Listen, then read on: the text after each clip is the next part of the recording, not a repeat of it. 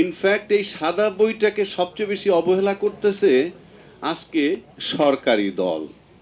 যদি প্রশ্ন করেন কেন, আমি উত্তর দিচ্ছি। প্রশ্নটা হলো এরকম যে আপনি যেহেতু সংবিধান পালন করতেছেন, তাহলে সংবিধান মোতাবেক চলবেন। যেই কথাটা পার্লামেন্টে রিপিট হয়েছে যে 4-এর ক মোতাবেক অফিস আদালত সর্বত্র শেখ মুজিবুর রহমান সাহেবের ছবি ঝোলার কথা, এবং 6ষ্ঠ তফসিল মোতাবেক স্বাধীনতার ঘোষক শেখ মুজিবুর রহমান, উনি বললেন যে সেই জন্যই তো আমরা সংশোধনটা চাই। তার মানে সংশোধন করে বাতিল করবেন।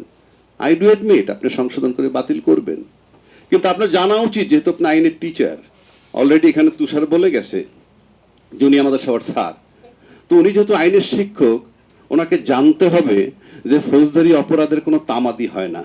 আপনারা জানেন বঙ্গবন্ধু শেখ মুজিবুর রহমান হত্যার বিচার কবে হয়েছিল। আপনারা জানেন 71-এর মুক্তিযুদ্ধের অপরাধের জন্য বা মানবতা বিরোধী অপরাধ যারা করছে তাদের বিচার কবে হয়েছিল। তার মানে এটা তামাদি হয় না।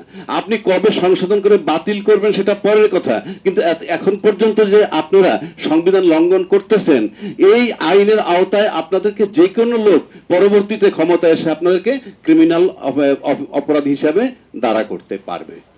এটার মানে হচ্ছে যে আপনি সংবিধান মানছেন না। এখন সংবিধান না মেনে চলছেন কিভাবে? 2/3 মেজরিটি। প্রশ্ন হচ্ছে যে 2/3 মেজরিটি এমন একটা জিনিস, আপনারা কি দেশ গড়বেন না দল গড়বেন, এবং দল গড়ার পর কি ব্যক্তি গড়বেন কিনা, বিষয়টা হলো এইখানে।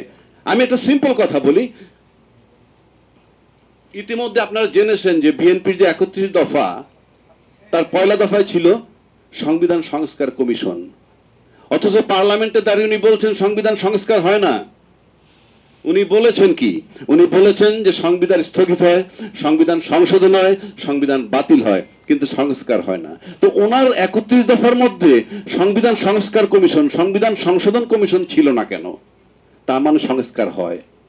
আর যদি বলেন যে সংস্কার হয় না, তাহলে আপনি একটা ভুল লিখেছেন এবং সেটা আপনি জানেন না। তারপরে যখন আপনি আসছেন নির্বাচন ইশতেহার দিয়েছেন, সেখানে 1 আর 2-তে সেখানেও বলা হয়েছে সংবিধান সংস্কার করবেন। তো আপনি সংবিধান সংস্কারের কথা তো আপনারাই বলেছেন, আর জুলাই সনদেও সংবিধান সংস্কারের কথা আসছে। তো সব জায়গায় তো সংবিধান সংস্কারের কথা আসছে। এইবার আসেন, আপনারা এটা মানছেন না। ইয়েস, আপনি না মানলে কিচ্ছু আসে যায় না, কারণ 2/3 মেজরিটি, এটাই বাংলাদেশ।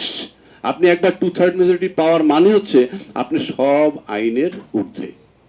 কিন্তু একবার চক্ষু বন্ধ করে চিন্তা করেন, 80 বছর বয়স, 78 বছর বয়স, 85 বছর বয়স, রাষ্ট্র চালনা করতে করতে জীবন শেষ করে ফেলেছে, 40 বছর 50 বছর রাজনীতি করতেছে, কারাগারে কেন? জীবনের শেষ পর্যায়ে এত রাজনৈতিক অবদান আপনাদের, দেশ গড়লেন, সবকিছু গড়লেন, শুধুই দেশ গড়লেন, দেশের জন্য জীবন বিসর্জন দিয়েছেন, কারাগারে কেন? দেশের জন্য যারা জীবন দেয় বা দেশের জন্য যারা কাজ করে, হয় তারা শহীদ হয়ে যায়, আর নয় বেঁচে থেকে পান্তা ভাতার ওই মরিচ পেঁয়াজ দিয়া ভাত খায়। এর মাঝখানে যারা, তারা কিন্তু সবসময় বিলাসবহুল জীবন যাপন করেন, যাদের রাজনীতিতে কোনো অবদান নাই, যাদের আন্দোলনের অবদান নাই, যাদের কোথাও কোনো অবদান নাই। এইবার আসি আমরা কিছু বাতিল অধ্যাদেশ নিয়ে। বাতিল অধ্যাদেশ যেগুলা, যে অধ্যাদেশগুলো বাতিল করা হচ্ছে, কোনো কারণ নাই, সিম্পল। অধ্যাদেশগুলো বানানো হয়েছিল আবার যাতে হাসিনা তৈরি না হয়, আর যারা বাতিল করছেন তারা হাসিনা তৈরি করবেন, আপাতত তারা নিজেরাই হাসিনা হবেন।